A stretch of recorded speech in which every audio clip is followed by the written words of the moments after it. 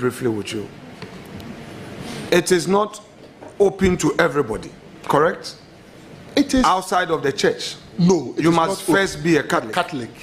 And being a Catholic, you must elect to be part of it. Yes. It's not the only society in the Catholic Church. No. So if you are not a member of that society, you wouldn't know its value system and practices. You would agree with me? Because we do membership drive, we share some of these value systems. And I remember even those days in Pope John, I mean... So my point is that if you are not a member or you've not had the benefit of knowing the values of the society, you wouldn't know. Exactly. Just simple. Like that's the point. Yeah. Okay.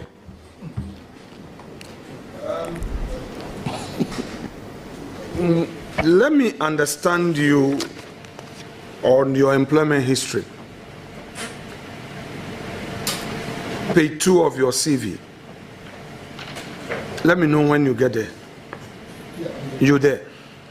So, item 2, you didn't number it, but the point 2, policy advisor and political strategist to President John Dramani Mahama, 2017 to 2024. Were you on salary? Were you paid? No. Very well. As private medical practitioner, Afra International Hospital, 2019 to 2022, was it on salary? Not on salary, but on there was compensation, but not on like monthly salary as had been structured. So were you working in and performing some services and being paid? No.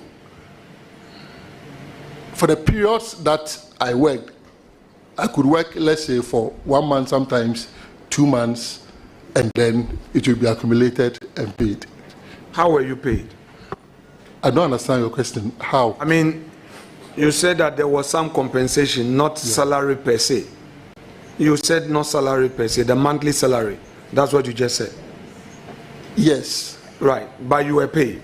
Yes. Were you paid on the table, cash on the table, or they paid through your account direct transfer, or they issued you a check anytime the employer needed to pay you?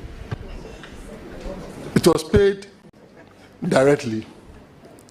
Cash on the table, you mean? Not cash on the table. Cash in envelope. Cash in envelope? Yeah. Okay. Okay. So,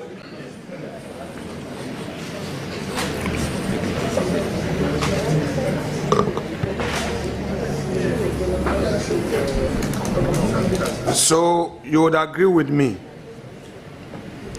You would agree with me? Dr. Kwame, are you a free? The nominee, who is your cousin, is on oath. And you are having a convo with him. And honorable nominee, my respected friend, you are on oath. You are supposed to stay away from all external convo. Is that okay? Very well.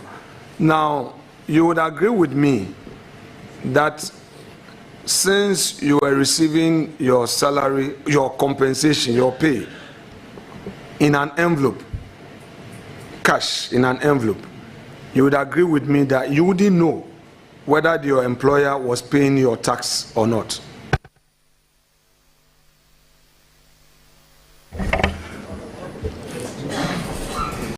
I wouldn't know, but I have no reason to doubt that the employer will not pay.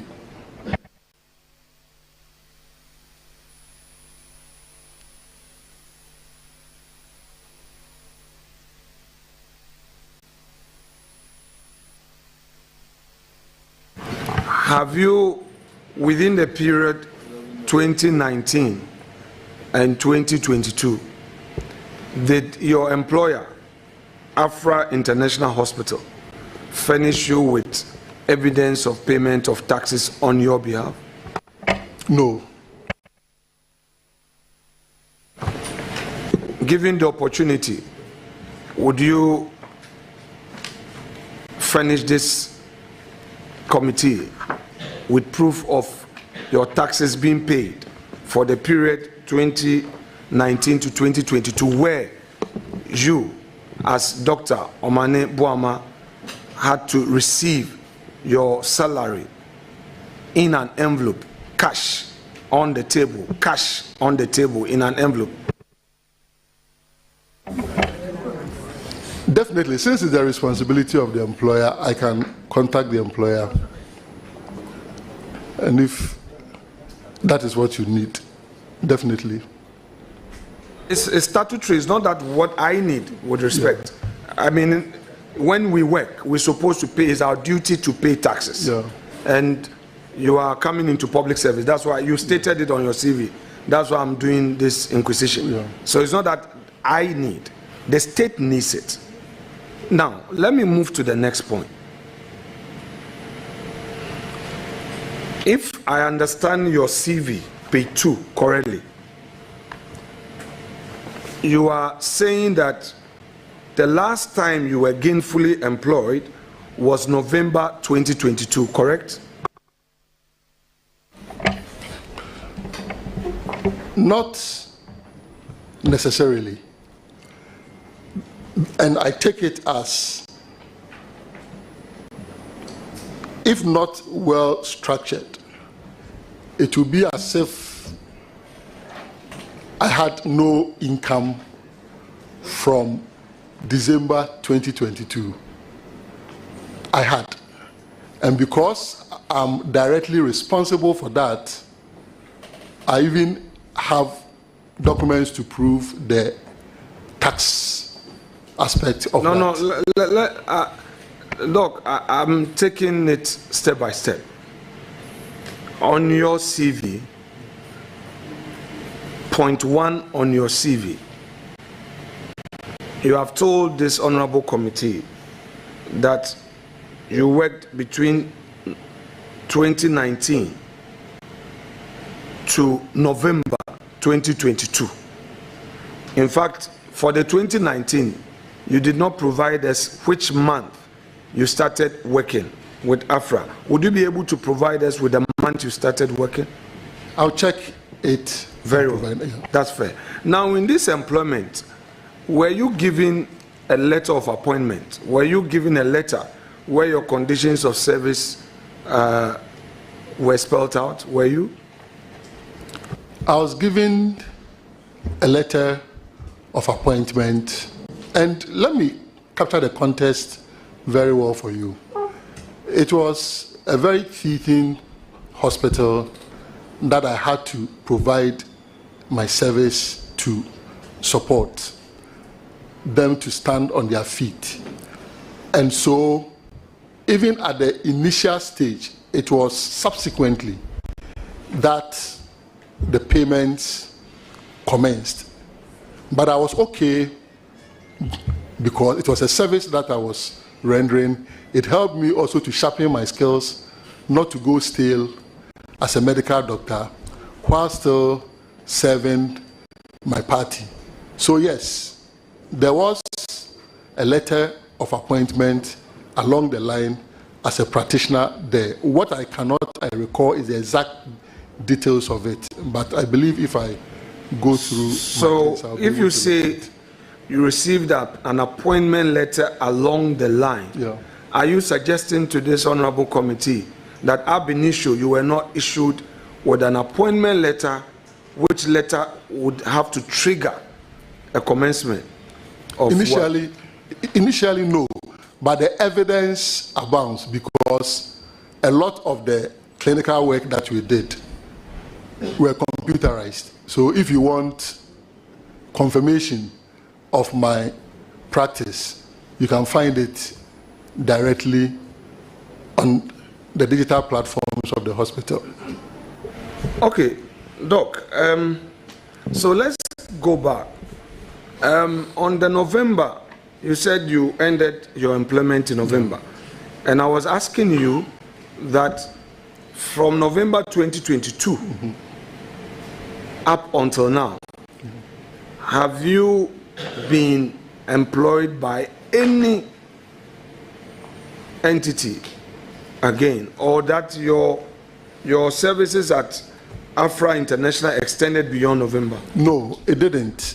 And it was because around that time, I needed to help my party organize a national congress. And then after that also, we had our presidential primaries. I couldn't that's fair enough. That's fair. Time, and subsequently became director for elections and IT. Doc, and so I didn't. That's fair enough. That's fair enough. So let me ask you this. So you will agree to the suggestion that your work as director of IT was not an employment, correct? I won't see it as an employment unless you want to construe it that way. Let me qualify. Did you earn any salary, or were you being paid any allowance as a director of IT? Occasionally. Were you paying tax on that allowance? I paid subsequently. What do you mean by you pay subsequently? I have addressed all my tax obligations. Take it easy. Doc, take it easy. I don't want us to make it clumsy. I don't want us to be all over the place. Take it easy. I want us to deal with the issue step by step. You're going to be our defense minister. Just step by step. Employment is employment. And I want to know from you that after the Afra International Hospital, November 2022, it ended, right? You've into the mic. Your response should go into the mic. Yes. And you've also told us that because of your party activities, you had to now pay attention, flag bearership, election, and all. So you were occupied with that work, correct? Correct. So what I want to know from you is that January to December 2023, January to December 2024, were you doing any work of which you were earning salary, or that you were being paid allowances? Yes, and I have answered that as Director for Elections and IT, occasionally we were given allowance. And I've also added that for that period, 2023 and 2024, I have ensured that the requisite taxes have been paid. I'm saying that. But I know where you are going. That is why I'm. Doc. Easy with me. And it's here. Chairman, you know that I have my good friend seated to your right. Please take it easy. Let's pick one at a time, so that we can end this thing quickly. I beg of you. Is that okay? All right. Now,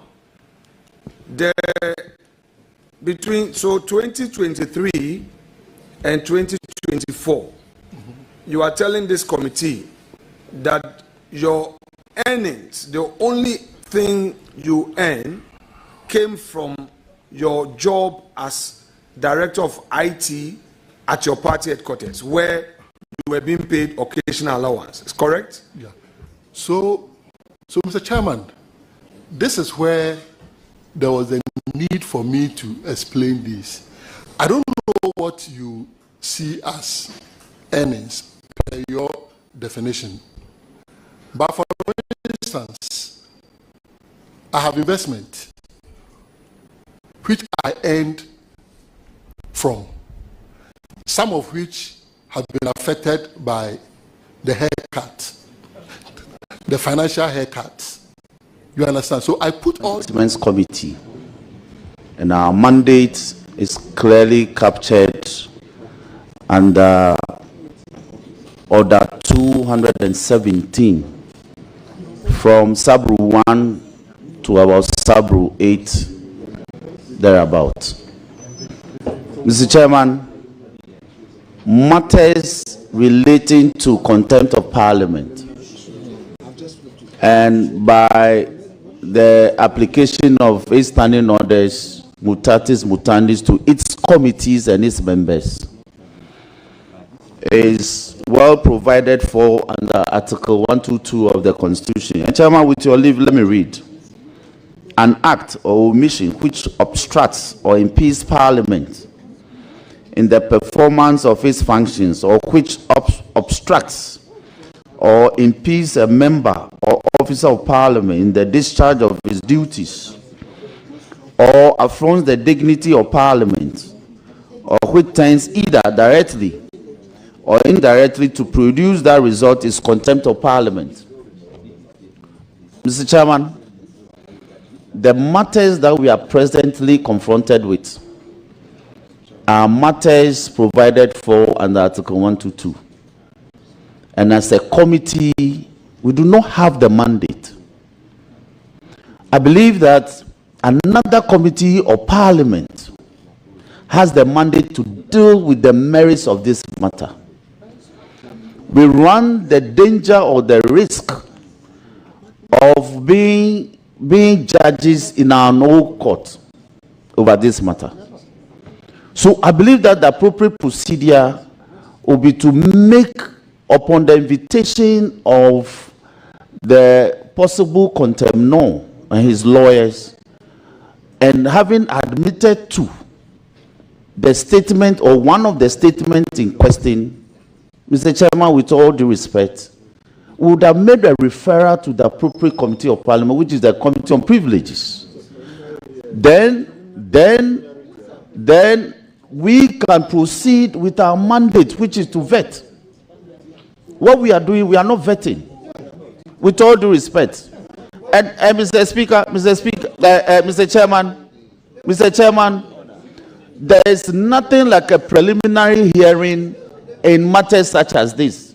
The committee, Chairman, please, may you rescue me? I'm being heckled. Chairman, my third point is that this committee itself has made a determination in pursuance of Order 40, Order 44, Order 32, Order 30, and Order 31 Sub-Rule H, that the contents that is the subject of this proceeding as we speak is already in contempt of court of Parliament. So this matter must be disgorged and hived up to the Committee of Privileges. We are not mandated. We cannot. So the present exercise, however preliminary it is, for me, it's a journey to nowhere. We can't make that determination. Our mandate under 217, Mr. Chairman, with all due respect, is to vet presidential nominees and other. Please, can you? Yes. So this is not the Privileges Committee, with all due respect, my honorable first deputy whip. So the appropriate thing in terms of, we are all people of procedure and rules. Let the committee that is mandated under our standing orders and in the Constitution be seized with this matter. They have jurisdiction to go into the merits of this matter. We can be invited as witnesses before that committee to bear witness either against him or in support of his case, whichever may be applicable. But as we speak, we are spending our precious hours to dealing with a matter that we don't have the mandate to deal with. So chairman, Yes, I made the point that we have power to invite. We have power to put it to him that his statement is contempt of parliament and of his committee. To that extent, a referral will be made by this committee. Then when a report is prepared of that proceedings, then plenary itself will be seized with the matter and come out with whatever resolution will be made on the matter. So, Chairman, with all due respect, my prayer to you is that the questions that are being posed, the interrogations, the cross-examinations are all procedurally improper. In the interim, they are all procedurally improper. And we are struggling whether the witness should answer the questions himself or the lawyer should answer the questions on behalf of the witness. It is all part of the problems we have generated, because this is not a court of law. This is a committee of parliament. And as a committee of parliament, the witness has the power or has the right to appear before the committee with a counsel of his choosing. And that being so, under order 273(2), that being so, any question posed to him, the lawyer has the power to respond to the questions. The lawyer, that is why he appeared. The law permits him to appear with a lawyer. Please, can I, please. So, Mr. Chairman, yes, Mr. Chairman, with all due respect, I think that the germane thing to do, the prudent thing to do, is to give this matter to the committee that is says with it. Then we can proceed with our mandate, which is to vet nominees who are supposed to appear before us. I thank you for the opportunity. With respect, Mr. Chairman, just information.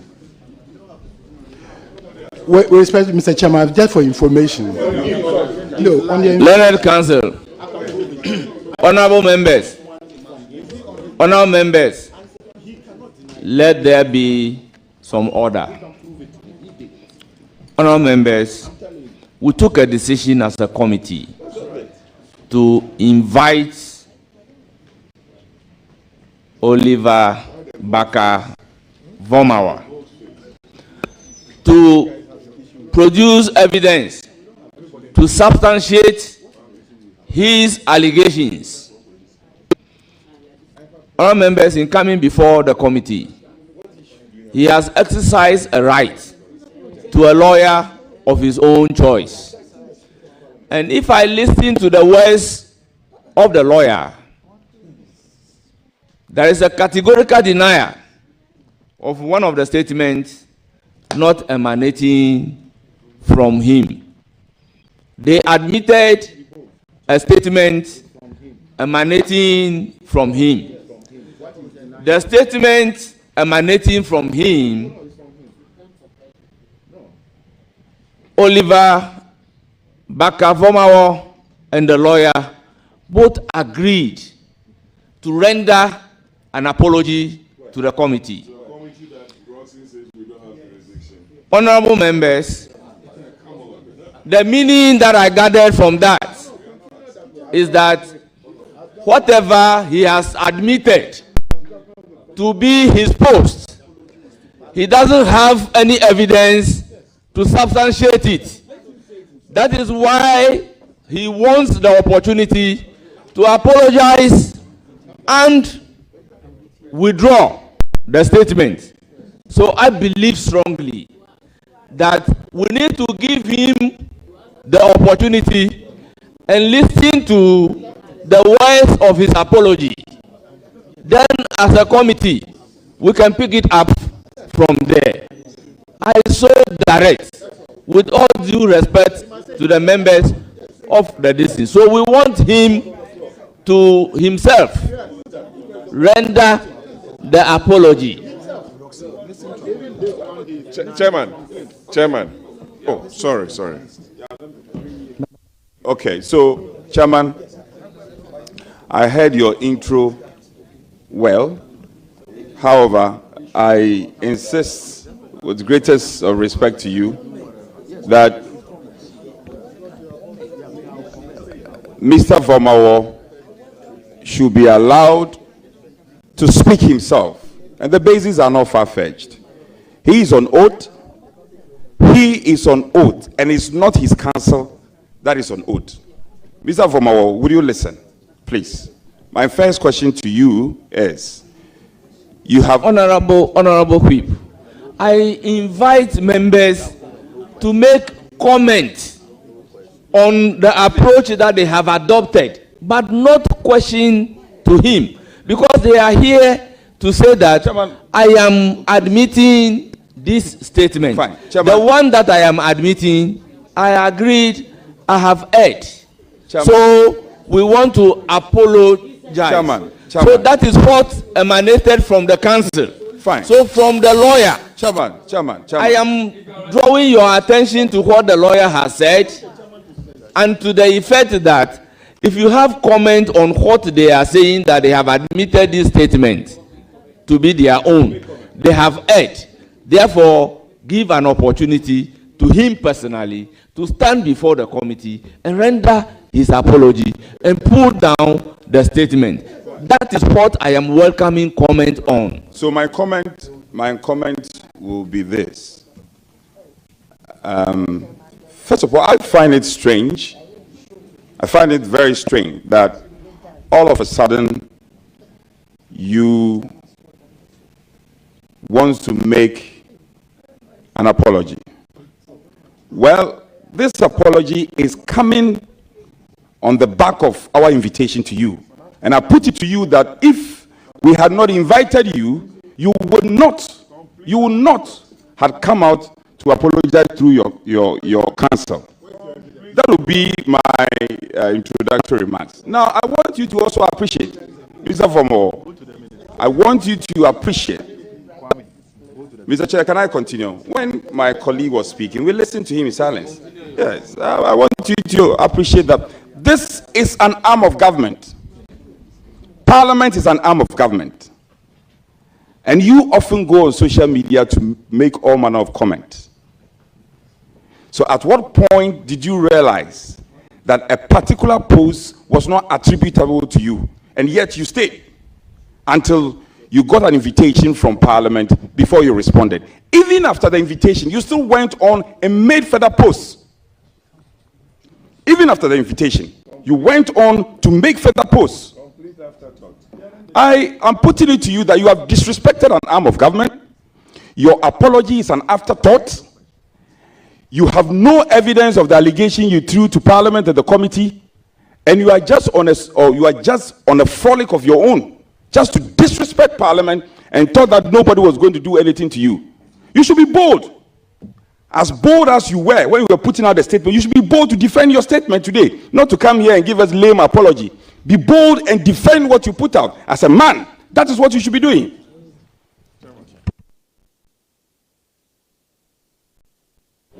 Well, honorable members, comment. Yeah. So I give the floor to Honorable Boma.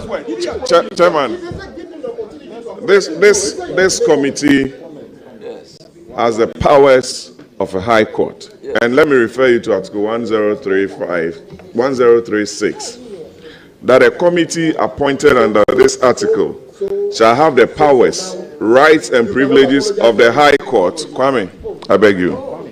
Rights, powers, and privileges of the High Court or a justice of the High Court at a trial for A, counsel, enforcing the attendance of witnesses and examining them on oath, affirmation, or otherwise, and B, compelling the production of documents, and C, issuing a commission or request to examine witnesses abroad. That is unrelated to this one.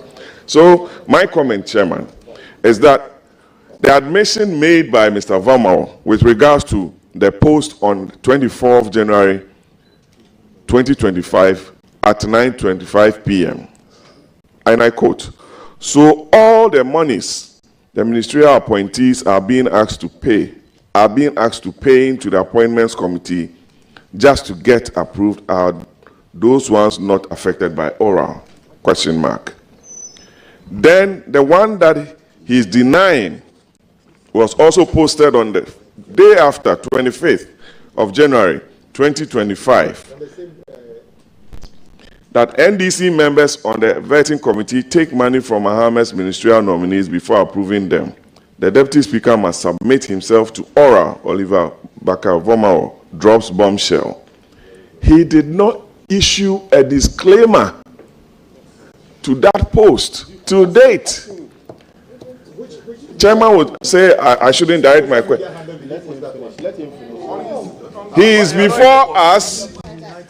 He is before us denying the origins of this post, and this today is the 30th or 29th. 4 days after, he hasn't issued a disclaimer to this. He comes here to tell us that, oh, he doesn't know about it. Can this person be trusted?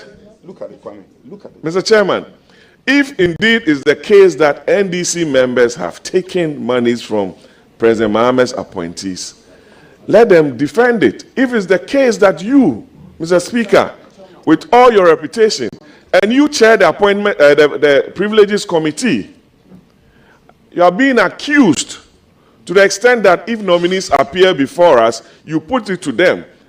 Ask them. Yesterday, you asked Honorable Omane Boama, you asked Honorable Ajekum, you asked Honorable Keneje whether they've spoken to you, whether you've taken monies from them, whether members of the committee have approached them for anything, and they denied. How fake and dishonest will be such a person who claims did not know the origins of this, and after over 96 hours couldn't have issued a disclaimer to what he purports or not to have known anything about, Mr. Chairman. It's very, very sad and disgraceful for some of us to even pretend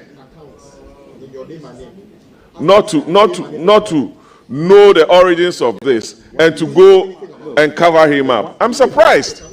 We issue disclaimers. Mr. Chairman, it is an afterthought on the part of Mr. Vormawor, and he must be made to pay the price for his sins, Mr. Chairman.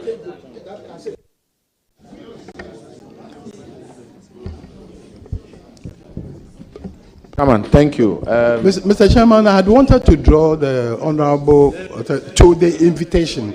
It's a legal matter. A legal matter. Friend, just hold it. Let me take the last comment from Habib. Please, 2 minutes. Be brief. Right. Be brief. Thank you, Chairman. Chairman, mine is to just draw the attention of the suspect to the fact that and his counsel that the one he is denying the statement that the state subject Mr. Chairman, I don't know whether I can intervene. I don't know whether my client is a suspect at this stage. Subject. I know it's a subject, not a suspect. I'm sorry. You see, Chairman, if you look at what he has admitted to having been attributed to him, that so all the monies the ministerial appointees are being asked to pay to the appointment committee just to get approval are those ones not affected by oral.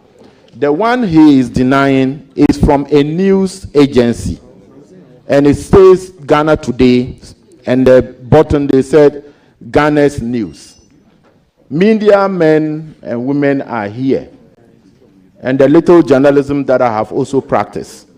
If you write something, because you wrote this on the 24th, they are reporting this on the 25th, and they are not to quote you. There is clearly no difference within the two. Let me clarify. I'll clarify the difference. I'll clarify that there's no difference. The first one says that, so all the monies the ministerial appointees underline, emphasized by me, are being asked to pay to the appointment committee. Appointment committee emphasized to get approval. The one he is denying, that NDC members on the appointment committee, committee is comprised of both MPP and NDC. So if you single out, it's still the committee he's talking about. And then said money taken, and he said all monies paid to get approval. And he also said get approval. So when media men are reporting, you cannot say that this is not, you can say that this is not written on your website, like on your official Facebook page, but you cannot say or deny that this is not yours, because what you uttered on the 24th is what the media house have been able to write. And Honorable member, conclude. Chairman, and to conclude on this, I don't know why the majority whip posted that way. And the Minister of Road, I think he still enjoys doing his web job. That it is about the committee. It's not about NDC MPP. If he denied this, now you are okay.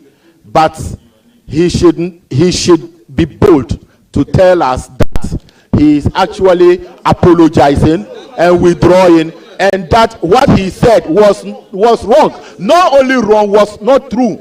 And he should be bold to tell us that it was not true, and said he will never do that again. So he should sin no more. Thank you very much. I have listened to comments from both sides, but it is all coming back to what the lawyer is here to do on behalf of his client. Honorable members, even in court, when you are cited for contempt and a lawyer appears for a client with an apology, that my clients want the opportunity to apologize to the court, you don't go further asking questions apart from giving the opportunity for the apology to be rendered. So we are now at a stage where the floor must be given to Oliver Baker Vormawor to apologize for what he takes responsibility for. And it is a clear signal to Ghanaians that what he posted, there is no evidence to that effect that the committee members have taken money or demand money from any nominee of His Excellency the President.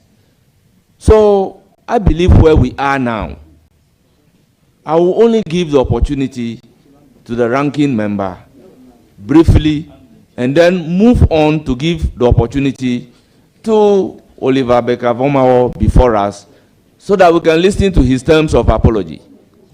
Thank you very much.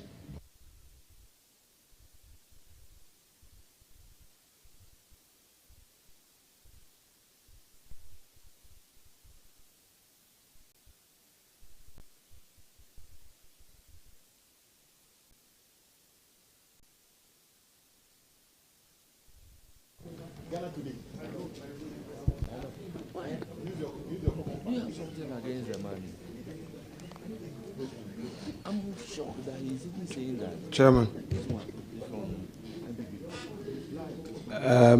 thank you very much.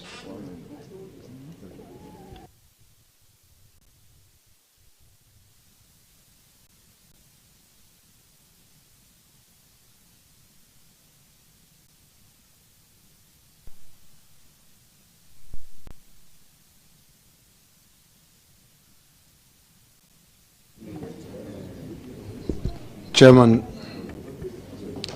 thank you for the opportunity.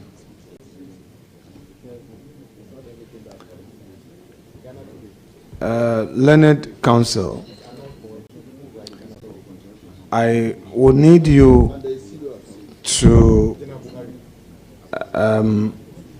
make certain clarifications, and upon those clarifications, I'm sure we'll be able to put this matter to a peaceful rest.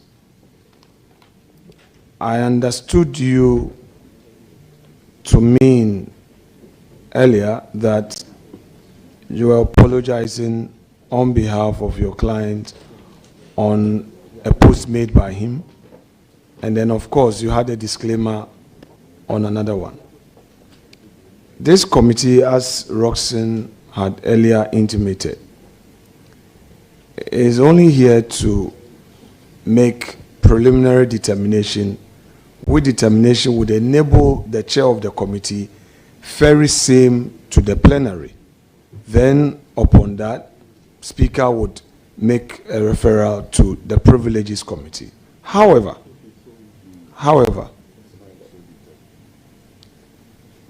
before that determination, and I must say here, at this point, we are trying to establish a prima facie case to mount that contempt application. However, if the subject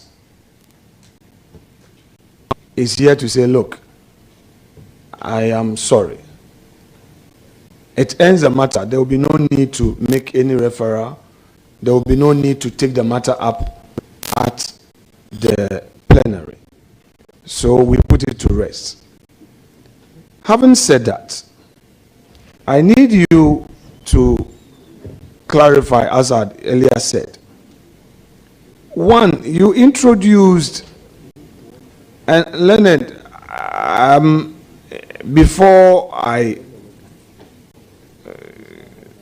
get you to clarify, I need you to take note that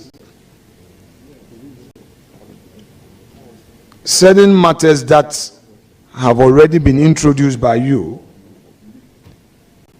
give rise to some inquisition. So in asking you to clarify, I'm giving an opportunity still for you, if you so desire, to put all strenuous matters that were earlier introduced to a peaceful rest, if you so desire. So one, you had said that your client was only a whistleblower, was being a whistleblower. To say your client is a whistleblower, meaning that he's exercising his rights in law, having come across an issue, and as part of his democratic right and to enrich democracy, he has decided to blow the whistle. To blow a whistle must be founded on something. So, Learned Counsel, I would want the first point in, would you want to take away that aspect of your earlier submission to the effect that your client was a whistleblower? Would you want to take that away so that we can deal with, would you want to withdraw that aspect? Mr. Chairman, with all due respect, it is the last thing my client will want to withdraw. It is the last thing my client will want to, he's instructed me. I've indicated that as a citizen, either by law or as civic responsibility, he feels obliged to draw attention by any means possible to ills or ill wrongs going on. This is a great institution of state. And my client says that he saw something, he heard other things, he was worried, so he came public. It is the obligation of every citizen, as a citizen, not necessarily by law or the Constitution, to speak out to wrongs. If in the process of articulating that wrong, there's an assumption that he'd erred, he says he's prepared to apologize. It doesn't write off what he said, he saw, or he heard. So, with all due respect, Mr. Chairman, if I may just make a small point, with all due respect. Mr. Atuata, hold on, sir. Please. You have to let Sir, Nana Ato Dazi. Yes. Sir, all of us here, we come several generations after you in this enterprise of politics. At the time you served as chief of staff and even completed your tenure as chief of staff, I was still in school. Please. Please. Sometimes the approach can get things out of hand. At this committee level, we have decided that if you are apologizing, then let us resolve the matter here. But sir, with the greatest respect to you, you had indicated that your client was blowing a whistle. I heard you. I wanted to give another opportunity by way of clarity, because in one breath you say you are apologizing for putting out a statement, and you're doing so because you don't have factual basis to put it out, or that there is no evidence to that claim. Look, if there is nothing to apologize and your client feels strongly about what he has put out, let us then proceed to refer the matter to the Privileges Committee, where he would have his rights in law to come and defend himself, so that we know where we are going. But if you now say that, oh, he is a whistleblower and exercising his constitutional right because he's heard something, he has to say something. Here, whatever that he heard, you and I know that in this country, Ghana, as particularly Accra here, people hear things every minute. Should we begin to be typing things that we hear? I've heard Kojo Mensah has done A, Adjuata has done B, Ama Mansa is this. So we say that we are blowing a whistle. Then there will be chaos in the country. So, Leonard, with the greatest respect to you again, I know you are here on the instructions of your client.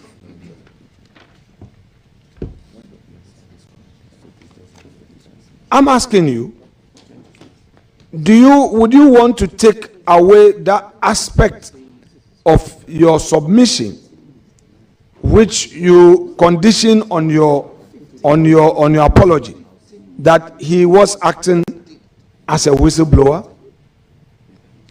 Do you want to maintain it? Yes, no. I don't want to keep you. No, please. We respect. 50 years at the bar. I'm entitled, with all due respect, to appear to understand the processes being here. Now, I was drawing, Mr. Chairman. I've tried severally to draw attention to the fact that we were invited here specifically to under Article 1036 of the 1992 Constitution and Order 14. That's it's stated here. This is why we're here. We have not been brought here under Article 124, which is the general realm of contempt against Parliament.